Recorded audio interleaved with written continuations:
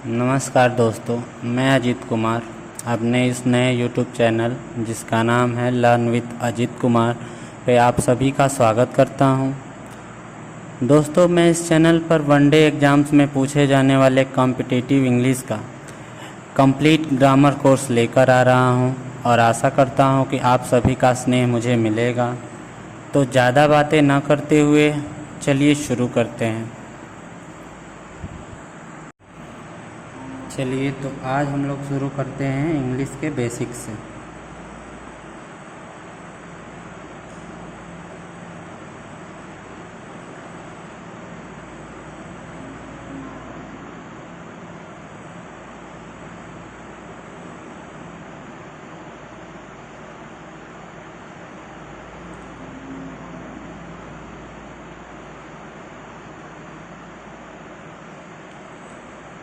तो पहला है हमारा अल्फ़ाबेट।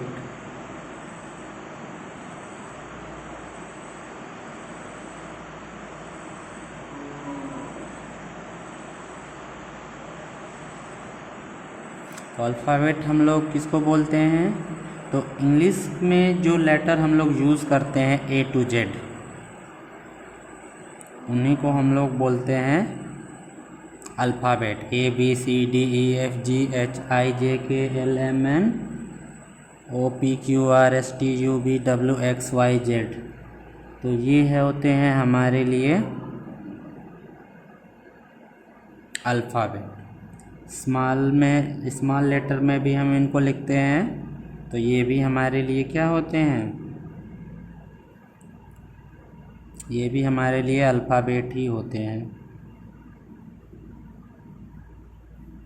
फिर सेकंड नंबर पे हमारा आता है वर्ड।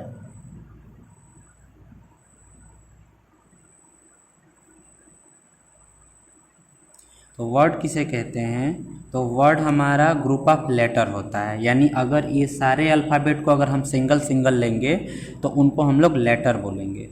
तो ये अगर वर्ड में कुछ लेटर हों और उन लेटर से कोई मीनिंग आती हो तो उसको हम लोग वर्ड बोलते हैं। तो इसकी डिफिनेशन क्या होती है वर्ड की?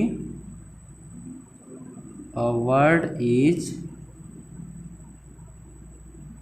अ group of letters that make a नहीं होता है, बस सेंस होता है, जो मीनिंग देता है कुछ। ऐसे वर्ड को हम लोग ऐसे लेटर को हम लोग ग्रुप ऑफ लेटर को वर्ड बोलते हैं जिसकी कोई मीनिंग आती है। For example Apple. इस एप्पल वर्ड में बहुत सारे लेटर जुड़े हुए हैं, जैसे ए है, पी 2 टाइम आया है हमारा, फिर एल है, ई है, और सारे मिलके एक सीक्वेंस में एक सेंस दे रहे हैं, एक मीनिंग दे रहे हैं। एप्पल मीन्स शेव होता है, तो ये हमारे लिए मीनिंग दे रहे हैं, इसलिए ये हमारे लिए वर्ड है। अगर इसी चीज़ को अगर हम इन्हीं लेटर को अगर जंबल कर दे, उलट पलट के लिख दे, तो इनकी मीनिंग अगर कंप्लीट नहीं हो पाती है तो इसका कोई मतलब नहीं है, ये वर्ड नहीं कहे जाएंगे। फॉर एग्जांपल दूसरा देख लीजिए, ये हमारे लिए क्या है? ये वर्ड है। अभी ये इसी चीज़ को अगर मैं ऐसे लिख दूँ ई, फिर मैं लिख दूँ पी, फिर मैं लिख दूँ एल, फिर मैं लिखूँ ए, ऐसे EPLA, और फिर यहाँ पे मैं एक और पी डाल देता हूँ, तो फिर क्या ये इसका कोई मतलब बन रहा है? इसका कोई मतलब नहीं बन रहा है, तो ये चीज़ हमारे लिए कोई वर्ड नहीं। चलिए फिर थर्ड नंबर पे आता है हमारा सेंटेंस।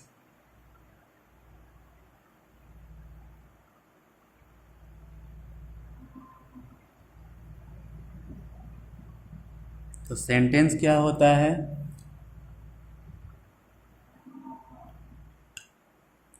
तो सेंटेंस हमारा होता है, ये भी ग्रुप ऑफ वर्ड होता है, जिसमें ग्रुप ऑफ वर्ड हमारी कंप्लीट मीनिंग देते हैं, तो उसको हम लोग सेंटेंस बोलते हैं। तो सेंटेंस हम उसे ही बोलेंगे जिसकी एक कंप्लीट मीनिंग निकल के आएगी, अर्थात जब भी कंप्लीट मीनिंग आएगी तभी हम लोग ग्रुप ऑफ वर्ड को सेंटेंस बोलेंगे, अदरवाइज नहीं। फॉर एग्जांपल, जैसे अभी इसका अगर हमको डिफिनेशन देना होगा तो क्या होता है ये, a sentence is a group of words that make a complete sense. Sentence वो होता है ग्रुप ऑफ वर्ड का, या ग्रुप ऑफ वर्ड का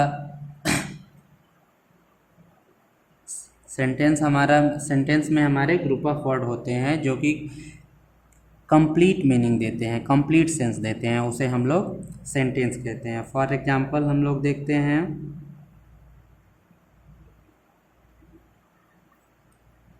Ram is going to market. Ram बाजार जा रहा है, इससे हमें एक कंप्लीट मीनिंग मिल रही है, तो ये हमारे लिए सेंटेंस है। इसमें देखिए बहुत सारे वर्ड्स हैं, तो बहुत सारे वर्ड जब मिलेंगे तो उस तरह से बनता है हमारा ग्रुप, और जब बहुत सारे ग्रुप ऑफ वर्ड मिलके एक कंप्लीट मीनिंग देते हैं तो वो हमारे लिए सेंटेंस बन जाता है। अब इसी चीज़ को अगर मैं बस ऐसे लिखूं, राम इज, तो इसमें भी देखिए दो वर्ड तो आ गए, तो दो वर्ड भी आ गए तो भी हमारा ग्रुप बनेगा, और दो से ज़्यादा वर्ड भी आएंगे तो भी हमारा ग्रुप बनेगा। तो राम इज, बस इसके बाद डैश डैश डैश, इसके बाद आगे कुछ भी नहीं, तो क्या ये हमारे लिए कंप्लीट मीनिंग दे रहा है? नहीं दे रहा है, तो ये हमारे लिए सेंटेंस नहीं है। ये हमारे लिए है सेंटेंस, और ये हमारे लिए क्या है? सेंटेंस नहीं। तो बेसिक ये डिफरेंस होता है सेंटेंस में। फिर हम लोग बात कर लेते हैं कि सेंटेंस के कितने पार्ट होते हैं। तो मुख्य रूप से हम लोग देखते हैं कि सेंटेंस के दो पार्ट होते हैं। अब हम लोग देखेंगे सेंटेंस के पार्ट्स।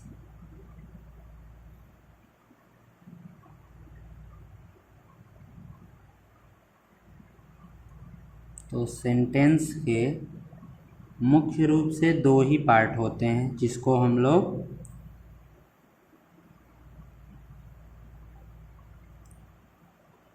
सब्जेक्ट और प्रेडिकेट कहते हैं। हम बात कर लेते हैं कि सब्जेक्ट क्या है।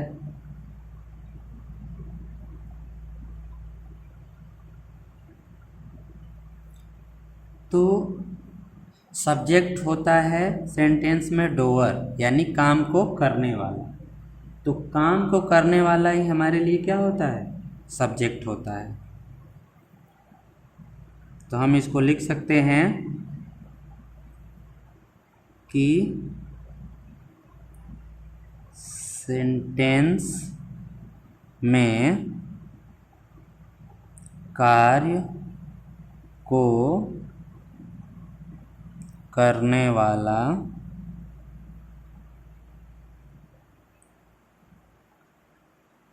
सब्जेक्ट होता है, और इसका पता हम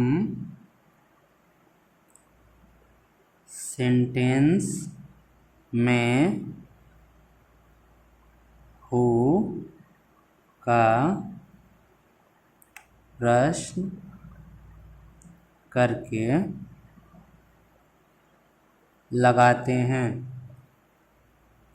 यानी सेंटेंस में अगर हम हु का क्वेश्चन करेंगे तो जो हमें आंसर मिलेगा वही हमारे लिए सब्जेक्ट होगा। जैसे एग्जाम्पल में देखिए, पहला हमने सेंटेंस लिखा था Ram is going to market. तो इसमें अगर हम इस सेंटेंस में हु का क्वेश्चन करेंगे, कौन, who is going to market, कौन बाजार जा रहा है, तो इसमें हमारा आंसर मिल रहा है राम। अगर हमने हु का क्वेश्चन किया तो इसका जवाब हमें क्या मिल रहा है, राम। तो यहाँ पे राम हमारे लिए क्या हो जाएगा, सब्जेक्ट हो जाएगा।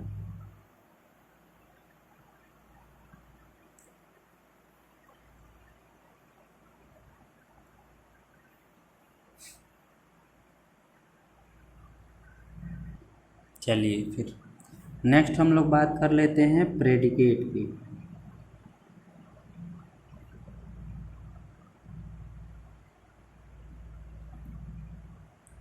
तो प्रेडिकेट क्या होता है, तो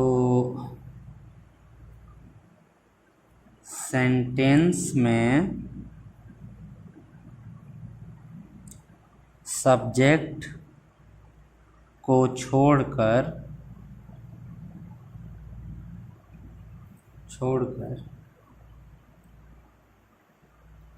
अन्य सभी शब्द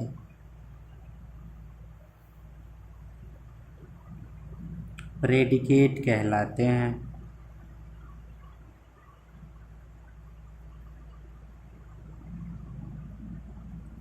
यानी सेंटेंस में हम बस सब्जेक्ट को अलग कर दें तो बाकी जो कुछ भी बच जाता है हमारा, वो क्या होता है, वो प्रेडिकेट होता है। जैसे फिर वही एग्जांपल हम लोग लेते हैं,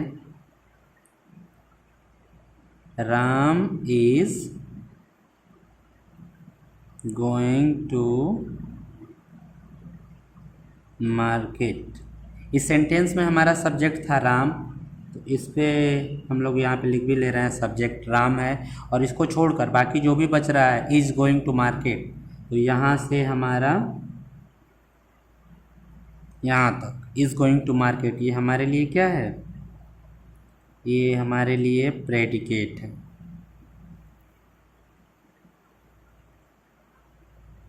फिर इसके अलावा भी सेंटेंस को 4 पार्ट में डिवाइड किया गया है, वो भी हम देख लेते हैं।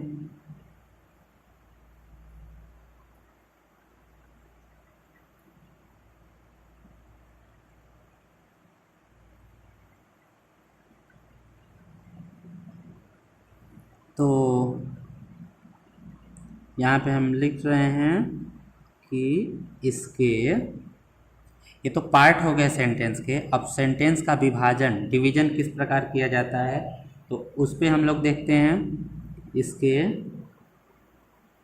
अलावा सेंटेंस को मुख्य रूप से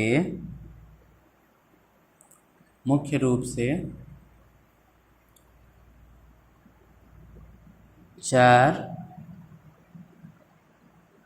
भागों में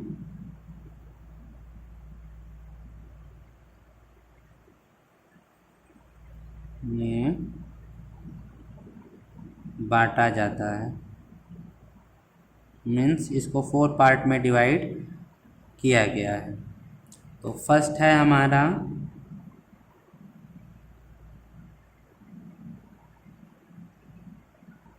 सिंपल सेंटेंस।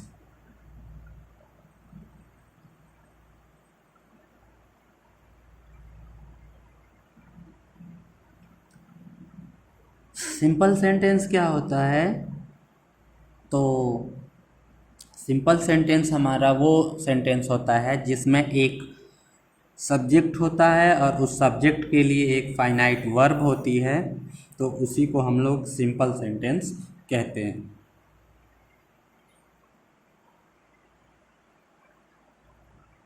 ऐसे सेंटेंस में एक सब्जेक्ट होता है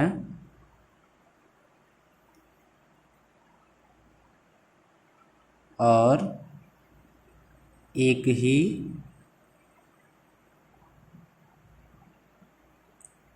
फाइनाइट वर्ब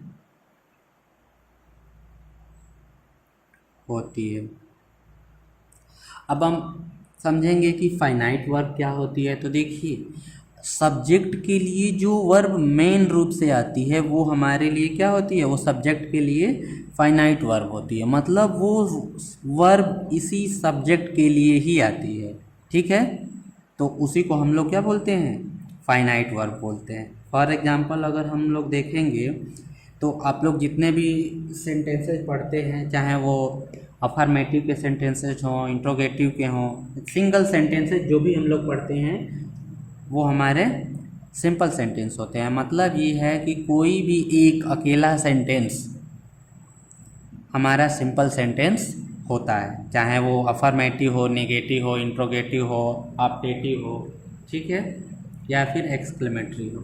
तो जैसे मैं एक एग्जांपल यहाँ पे देख रहा हूँ, आई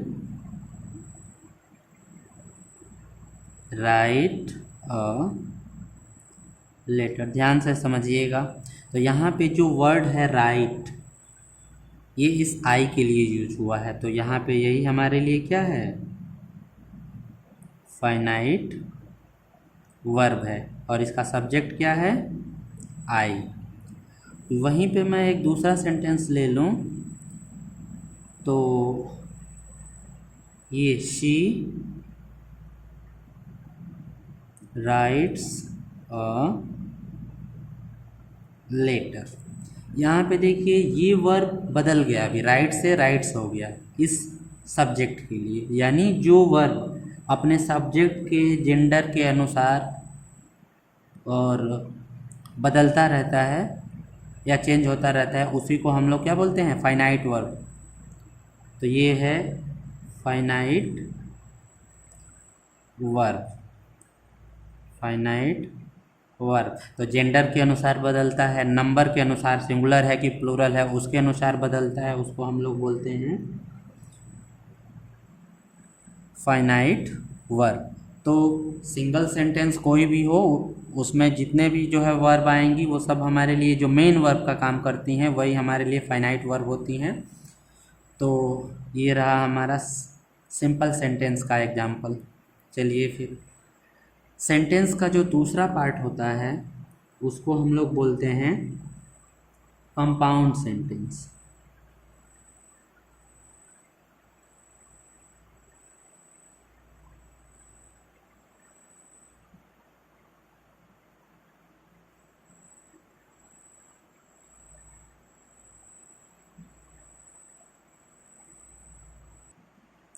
तो अब हम बात कर लेते हैं कंपाउंड सेंटेंस की। तो कंपाउंड सेंटेंस क्या होता है, इसमें कम से कम दो सेंटेंस होते हैं या दो से अधिक भी सेंटेंस होते हैं।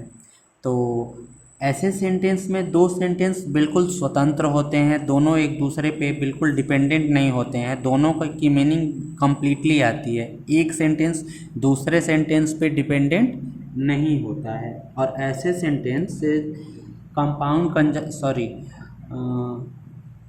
कोऑर्डिनेट कंजक्शन से जुड़े रहते हैं। तो ऐसे सेंटेंसेज को हम लोग बोलते हैं कंपाउंड सेंटेंस।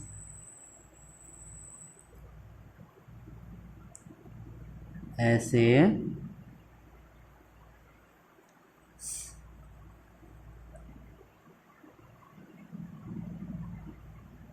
इस सेंटेंस में दो या दो से अधिक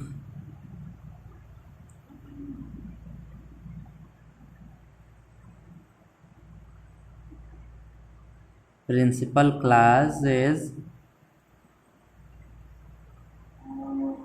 जुड़ी रहती हैं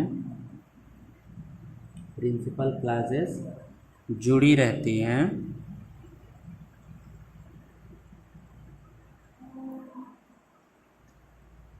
जो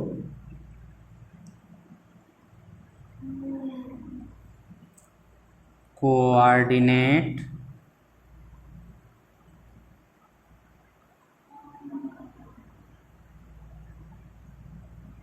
कंजंक्शन के द्वारा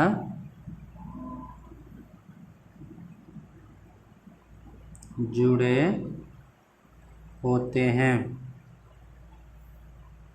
अब हम बात कर लेते हैं कि प्रिंसिपल क्लॉज क्या है। तो जो सिंपल सेंटेंस होता है, यानी एक लाइन का एक सेंटेंस होता है, वो सभी के सभी हमारे प्रिंसिपल क्लॉज होते हैं। अभी क्लॉज क्या है हम लोग कंजंक्शन जब पढ़ेंगे तो उसके बारे में डिटेल में चर्चा करेंगे। अभी के लिए बस क्लॉज जानना ज़रूरी है। तो क्लॉज भी होता है हमारा 3 तरह का। तो उसमें एक होता है हमारा प्रिंसिपल क्लॉज। तो कोई भी एक लाइन एक सेंटेंस ले लो जिसमें और कोई सेंटेंस नहीं है, एक ही सेंटेंस है, तो एक सेंटेंस वाला एक उसी को हम लोग क्या बोलते हैं, प्रिंसिपल क्लॉज बोलते हैं। जो जिसमें मतलब एक ही सेंटेंस हो, जैसे आई राइट अ लेटर, इसमें ये हमारा प्रिंसिपल क्लॉज है। सी राइट्स अ लेटर, ये भी हमारा क्या है, प्रिंसिपल क्लॉज है। और अगर इसी तरह के जैसे आई राइट अ लेटर और सी राइट अ लेटर, ऐसे 2 सेंटेंसेज को एक साथ जोड़ दें कोऑर्डिनेट कंजंक्शन के द्वारा, तो ऐसे सेंटेंसेस को हम लोग बोलेंगे कंपाउंड सेंटेंस। जैसे फॉर एग्जांपल, इसमें दोनों सेंटेंस एक दूसरे से स्वतंत्र होते हैं, दोनों की मीनिंग अपनी अपनी खुद की होती है। जैसे इन्हीं दोनों सेंटेंसेज को मैं यहाँ पे ऐड कर दूँ तो क्या बनेगा हमारा, देखते हैं। I write a letter and she writes a letter. तो देखिए हमने दोनों सेंटेंसेस को एंड से जोड़ दिया। एंड हमारा कोऑर्डिनेट कंजंक्शन होता है, तो हमने दोनों सेंटेंसेस को एंड से जोड़ दिया और दोनों को एंड से जोड़कर एक ही सेंटेंस बना दिया। तो अब इसमें 2 सेंटेंसेज हो गए और दोनों के दोनों हमारे प्रिंसिपल क्लॉज बोले जाएंगे। तो आई राइट अ लेटर ये भी हमारे लिए प्रिंसिपल क्लॉज है, और प्रिंसिपल क्लॉज को हम लोग पीसी से बताएंगे। पीसी मीन्स यहाँ पे प्रिंसिपल क्लॉज। और सी राइट्स अ लेटर ये भी हमारे लिए क्या है, प्रिंसिपल क्लॉज है। तो इसमें मैंने लिखाया है कि इस सेंटेंस में 2 या 2 से अधिक प्रिंसिपल क्लॉजेज जुड़ी रहती हैं जो कोऑर्डिनेट कंजंक्शन के द्वारा जुड़े होते हैं। और ये हमारा एंड क्या है, ये है हमारा कोऑर्डिनेट कंजंक्शन। तो अभी हम लोग कंजंक्शन में पढ़ेंगे डिटेल में क्लॉज क्या होता है। चलिए फिर नेक्स्ट हम लोग बात कर लेते हैं। जो थर्ड हमारा सेंटेंस है वो होता है हमारा कंपाउंड सेंटेंस।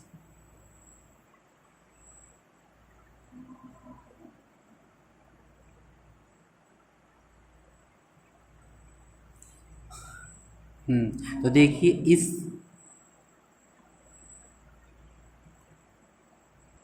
देखिए हमारा थर्ड सेंटेंस होता है कॉम्प्लेक्स सेंटेंस।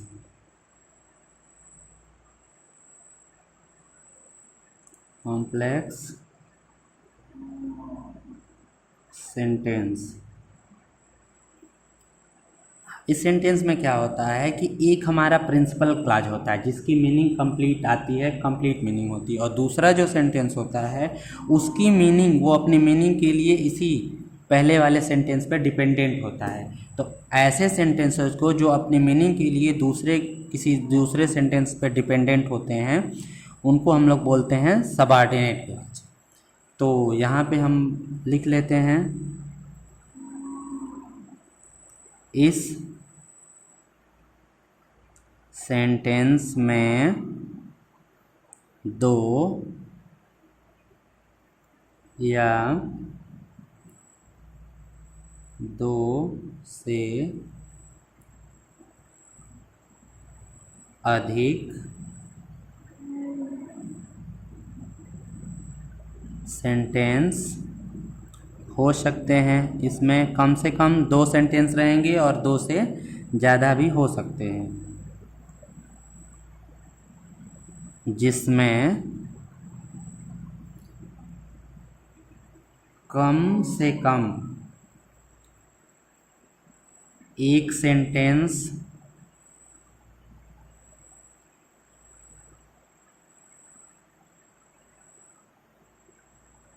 प्रिंसिपल क्लॉज होता है, प्रिंसिपल क्लॉज होता है, जबकि अन्य, अब बाकी एक रहेगा तो अकेला और दूसरे रहेंगे तो दूसरे, अन्य सबऑर्डिनेट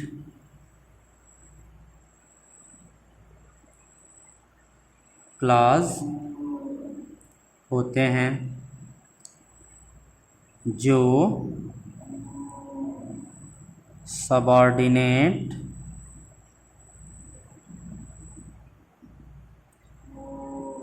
कंजंक्शन से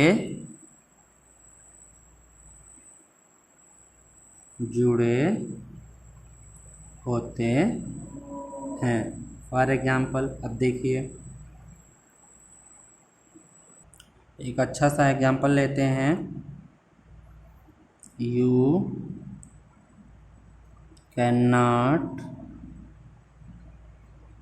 सक्सीड unless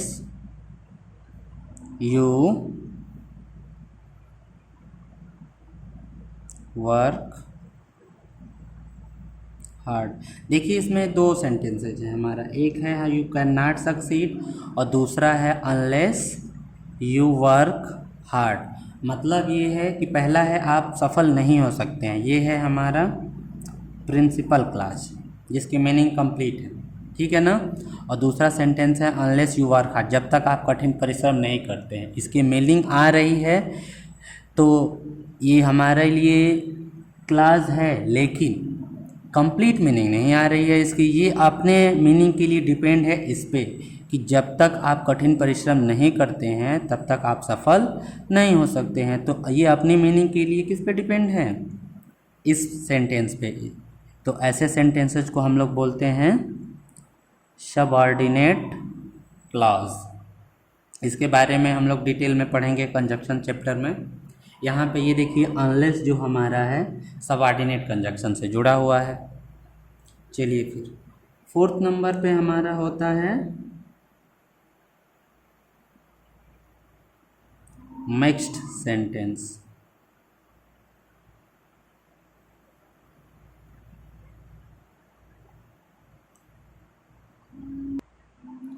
देखिए ये ऐसा सेंटेंस होता है जो इसमें कम से कम दो प्रिंसिपल क्लॉजेस होती हैं और एक सबऑर्डिनेट क्लॉज होता है, उसको हम लोग मिक्स सेंटेंस कहते हैं। तो इसको हम लोग बोल सकते हैं कि वह सेंटेंस जिसमें कम से कम दो प्रिंसिपल क्लॉज हो,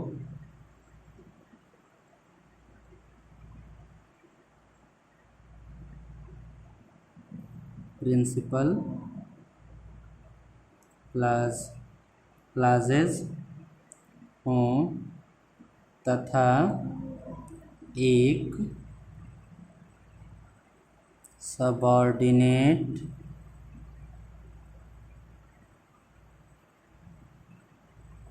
क्लॉज हो, उसे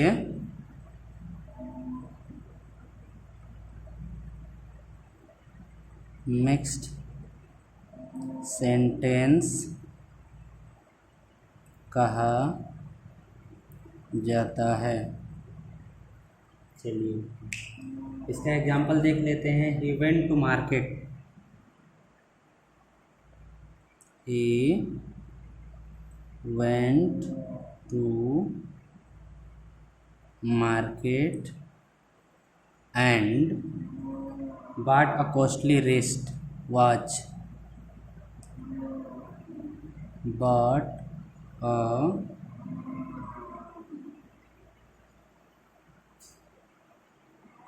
costly wrist watch that was stolen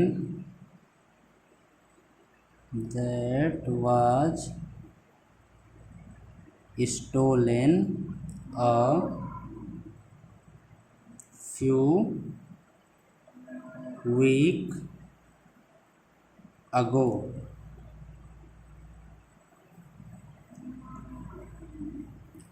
देखिए ही वेंट टू मार्केट, ये कंप्लीट एक सेंटेंस है, ये हमारा पीसी है, प्रिंसिपल क्लास है। And bought a costly wrist watch, और एक महंगी कलाई घड़ी खरीदा, ये भी हमारा क्या है यहाँ तक, ये भी हमारा प्रिंसिपल क्लास है। और that was stolen a few week ago, यहाँ पे that was stolen a few week ago, ये हमारा सबऑर्डिनेट क्लास है, जो दैट से, दैट कंजक्शन जो हमारा सबऑर्डिनेट क्लास होता है उससे जुड़ा हुआ है। तो ऐसे सेंटेंसेस को हम लोग मिक्स सेंटेंस कहते हैं। ये हमारा है सबऑर्डिनेट क्लास। चलिए अब इसके बाद हम लोग पढ़ेंगे नेक्स्ट फ्रेज। अगला नंबर हमारा आता है फ्रेज का।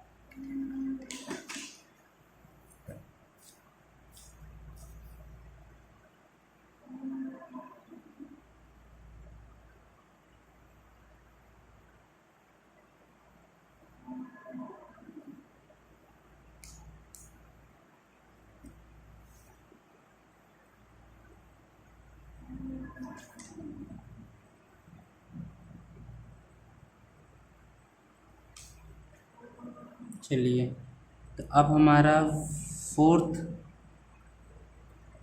रैंक पे है।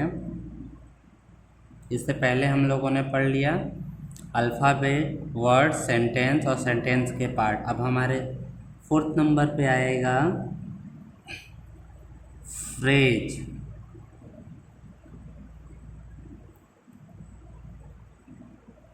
चलिए फ्रेंड, आज के लिए हम लोग इतना ही रखते हैं, बाकी कल कंटिन्यू करते हैं हम लोग फ्रेज से। ठीक है।